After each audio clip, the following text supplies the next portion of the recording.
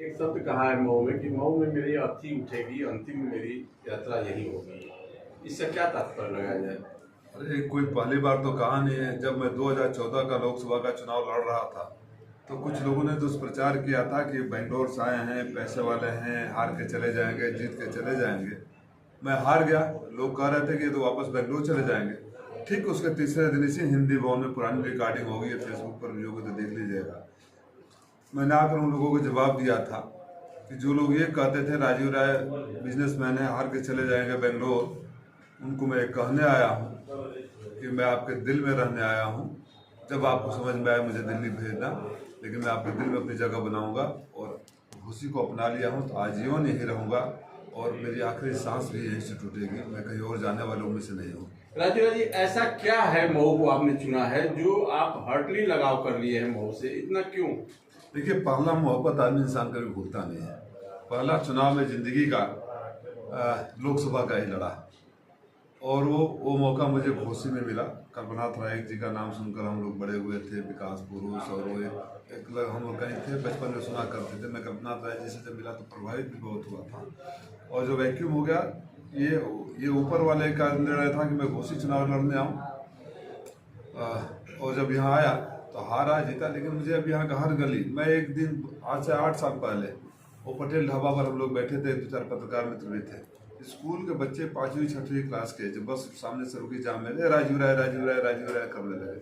तो मुझे यहाँ हर जगह अपनापन मिला, जितना प्यार यहाँ मिला। देखिए, आपको याद होगा जब हमारे एक्सीडेंट हुआ था माँ बाप के साथ, वो जो भीड़, वो सड़कें, वो कौन सा समाज, चाहे RSS हो चाहे समाज का कोई भी तबका हो, सारे लोग दुआएं कर रहे थे, सारे लोग हॉस्पिटल में। जब इनकम टैक्स का छापा पड़ा तो जिस तरह से भीड़ ने समर्थन किया, तो ये प्यार कहाँ मिलेगा? कोई खरीद तो सकता नहीं इसे।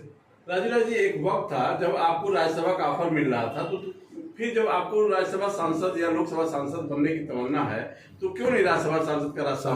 संजोग से आप उस जो ऑफर मिला था आप गवाह भी थे, तो ये कोई हवाई बातें नहीं है। मेरे गुरु जनेश्वर मिश्रा जी रहे हैं और एक दिन मुझे, मेरा कहने का मतलब, जब ऑफर आपको मिला समाजवादी संगठन की ओर से कि आप राज्यसभा का, वही मैं बता रहा हूँ। मेरे गुरु जनेश्वर मिश्रा रहे हैं और मैं दिल्ली में, आप लोगों को पता होगा, जब भी दिल्ली रहता था तो उन्हीं के पास रहता था। वो चलती फिरती पाठशाला नहीं, यूनिवर्सिटी थे। उन्होंने एक दिन मुझसे ऐसे ही अनायास कह दिया कि राजीव, आज के ज़माने में जब हम राजनीति करते थे और दौर था, आज का दौर और है और आने वाले वक्त में कोई और दौर होगा। अब सांसद, विधायक, मंत्री बनना कोई बड़ी बात नहीं है। जब भी बनना, तुम जन नेता बनना, तुम्हारे अंदर जन नेता का गुण देखता हूँ। गुरु जी की 2 बातें, एक तो मेरे मरने के बाद कोई मेरा पुण्यतिथि नहीं मनाएगा, जन्मतिथि नहीं मनाएगा और ये गोष्ठी नहीं होगी, उसको मैं आज भी निभाता हूँ। आज भी दिल्ली में मैं करता हूँ और उस बात को आत्मसात कर लिया कि जब भी मैं जाऊँगा जनता के बीच से चुन के जाऊँगा, जनता के दुआओं पे जाऊँगा। मैंने देखा है कि राज्यसभा में बैकडोर से जाने वाले कहीं भी वो जनता के प्रति उतने जवाबदेह नहीं होते हैं। जनता की उम्मीदें तो बढ़ जाती है। एक आखिरी सवाल मेरा है कि आपको मौजूदा समय में बसपा प्रत्याशी बालकृष्ण चौहान भी आ गए हैं और भाजपा सुभाजपा गठबंधन से ओम प्रकाश राजभर के बेटे अरविंद राजभर आ चुके हैं। आप किसको अपनी चुनौती मानते हैं, किससे अपना लड़ाई मान रहे हैं आप? मेरा चुनाव यहाँ की जनता लड़ रही है। यहाँ की जनता इसलिए लड़ रही है कि जो भी नाम लिए आप लोग, जब आप लोग गवाह हैं, मैं मंच से कोई भाषण नहीं दे रहा हूँ क्योंकि आप लोग विटनेस रहे हैं, आप लोग के कैमरे में कैद है वो मोमेंट जब यहाँ कोरोना काल में, लॉकडाउन में मैं घर घर अनाज, दवाइयाँ, मास्क को पहुँचा रहा था। जब लोग अपने घरों में दुबके हुए थे और मैं भी मौत के मुंह में था, तभी मैंने सुनिश्चित किया कि कोई आदमी बिना इलाज के न मरे, जीतना वरना उनके हाथ में है। आप लोग गवाह हैं कि जब बिंटोलिया में कटान हो रहा था तब मैं वहाँ पहुँचा था, बाढ़ आया था तब मैं वहाँ पहुँचा था, महासो का ट्रेन दुर्घटना हुआ तब पहुँचा था। आप लोग गवाह हैं कितने बच्चों को गोद लेकर यहाँ मैं पढ़ा रहा हूँ। आप गवाह हैं कितने बच्चियों की शादी किया और रोज़ यहाँ से इलाज होता है। तो जब और कोई नाम है जो तो नाम है, लेकिन मुसीबत के घड़ियों में घोसी के साथ खड़े हो, कोई एक वीडियो क्लिप दिखा दे कि आज जब कोरोना आया था, जब महामारी हुई थी, जब बाढ़ आया था, जब कटान हो रहा था, जब एक्सीडेंट हुआ था, जब लोग अनाथ हुए थे, तो फलाने नेता भी उस वीडियो क्लिप में है। तो चूंकि मैं जनता के बीच में रहा हूँ, चुनाव जब जनता लड़ती है तो चुनौती कोई होती ही नहीं। जनता के सामने उसको कौन चुनौती दे सकता है? ओपी राजभर में इतना अवगुण था, उसके बाद भी उनका समाजवादी ने अपने में जोड़ लिया और बाद में फिर वही समाजवादी उनके खिलाफ हो गई।